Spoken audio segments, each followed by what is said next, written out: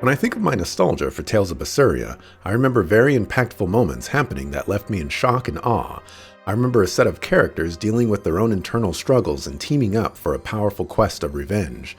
The finer details of the story are certainly lost, but the quest resonates with me a lot. I remember being resource-starved by the teal diamonds and sometimes wearing silly bear costumes, something that I never do. All in all, I feel very satisfied and happy when I think of the game. After rewatching my playthrough, I've decided to place it ahead of Deus Ex: Mankind Divided. Here's why. Watching my playthrough of Tales of Berseria, I could see enjoyment in all facets of the game. The story drew me in and the gameplay was interesting and varied. Tales of games are very specific games in the JRPG genre, and while this one doesn't stray from the formula, it tackles a perspective unique to its setting: revenge. I latched on to the story hook all throughout the playthrough, and it kept me intrigued. Who were these characters? How do they fit into the world? And how many twists will I endure? In the gameplay department, there were definitely areas of struggle. Getting whittled down to one soul gauge was extremely disheartening, as it effectively meant that character was useless in battle. The issue was exacerbated when enemies would continuously stun-lock you, often ending in that character dying.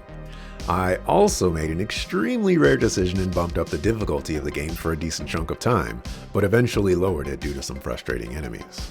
At the end of the game, I was extremely pleased. It tied itself well into Tales of Zestiria, and above all, it was fun.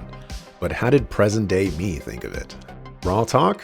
I found this game to be the bomb diggity.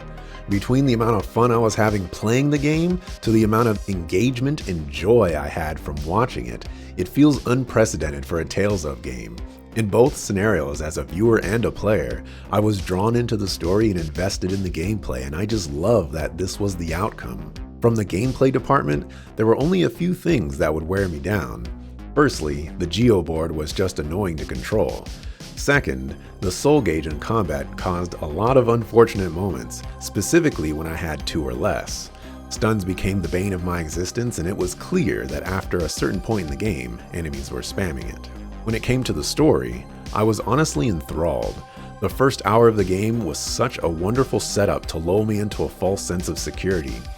They played Laphicet's death extremely well and used that moment as a hook for the rest of the game. Velvet is going to get her revenge, one way or another.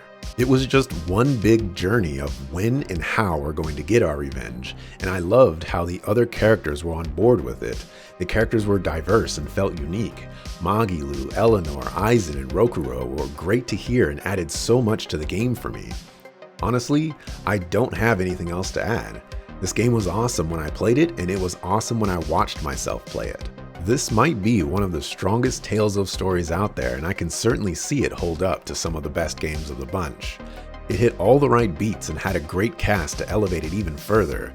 It honestly felt like the game was pushed in a new direction, and for the first time so far, I got to validate my nostalgia for a game and actually realize that it wasn't just all smoke and mirrors in my mind.